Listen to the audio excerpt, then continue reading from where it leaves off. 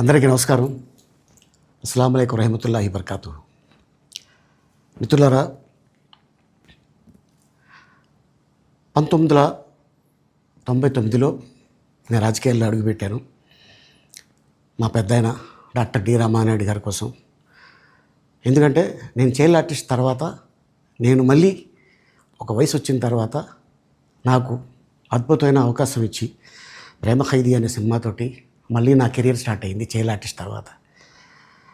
అలాగే వారు బాపట్ల నుంచి ఇలాగ నేను ఎంపీగా నుంచుంటున్నాను రా, నువ్వు రావాలి, నా క్యాన్వాస్ చేయాలి అనగానే తప్పకుండా గురుగారు, ఎందుకంటే మీ సినిమా తర్వాత నేను మళ్ళీ ఒక ఆర్టిస్ట్గా నేను ఎదిగాను, సో డెఫినెట్గా నేను వస్తాను అని చెప్పి వెళ్ళటం జరిగింది. అప్పుడు టీడీపీ హయాంలో దాదాపు ఒకే పార్టీలో 20 సంవత్సరాలు నేను ఉన్నాను. తర్వాత మళ్ళీ ఇటు రావడం జరిగింది. నాకు అన్నం పెట్టింది ఫస్ట్ నా తెలుగు ఇండస్ట్రీ, నా తెలుగు ప్రజలు, ప్రేక్షక దేవుళ్ళు, నా నిర్మాతలు, నా డైరెక్టర్సు, నా హీరోలు. ఈ రోజున ఈ రేంజ్లో నేను ఎదిగాను. 45 సంవత్సరాలు ఇండస్ట్రీలో ఉన్నాను. దాదాపు 1200 సినిమాలు పైచిలుకు యాక్ట్ చేయడం జరిగింది. 6 భాషల్లో యాక్ట్ చేయడం జరిగింది. ఓకే, నేను దయాగుణం ఉంది, భగవంతుడు ఇచ్చాడు కాబట్టి నాకు రాజకీయం తోడైతే కొద్దిగా 10 మందికి నేను సహాయపడగలను అనే ఉద్దేశంతో రాజకీయాల్లోకి వచ్చాను తప్ప రాజకీయాలు చేయాలని రాజకీయాల్లోకి రాలేదు. ఇండస్ట్రీ నాకు ఇంత మంచి లైఫ్ ఇచ్చింది, నేనేం చేస్తే బాగుంటుంది అని నలుగురిని చూసి నేను ఒక ట్రస్ట్ పెట్టుకున్నాను మా నాన్నగారి పేరున. దాదాపు 16 సంవత్సరాలు అవుతుంది నేను ట్రస్ట్ పెట్టుకొని. ఏ రోజు కూడా, ఈవెన్ దో కోవిడ్లో కూడా ప్రతి నెల వాళ్ళకి 1000 రూపాయలు నేను సాయం చేసేవాడిని. కోవిడ్లో కూడా ఆపకుండా అలా కంటిన్యూగా సాయం చేస్తూనే ఉన్నాను.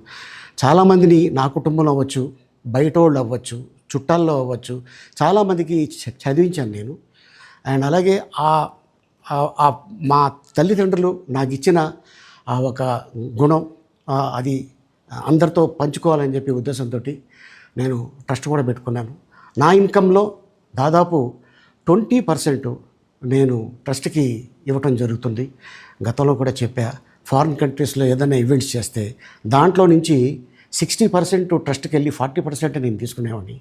సో ఇట్లాగా చాలా సేవలు చేసి ఉన్నాను కాబట్టి ఈ మాట కూడా నేను మీకు చెప్పుకుంటున్నాను.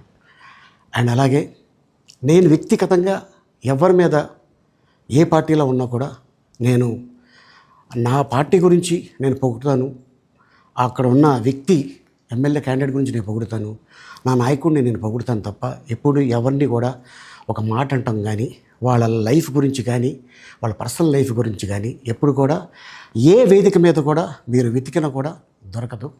అండ్ అలాగే సో నేను ఈ రోజున మీ ముందుకి రావడానికి కారణం ఏంటంటే, నేను ఏ పార్టీ మనిషిని కాదు, ఏ పార్టీ సపోర్టర్ని కాదు, ఐఎమ్ జస్ట్ కామన్ మ్యాన్గానే ఉండి ఇక నా సినిమాలు, నా షూటింగ్లు నేను చేసుకుందామని చెప్పేసి అనుకుంటున్నాను.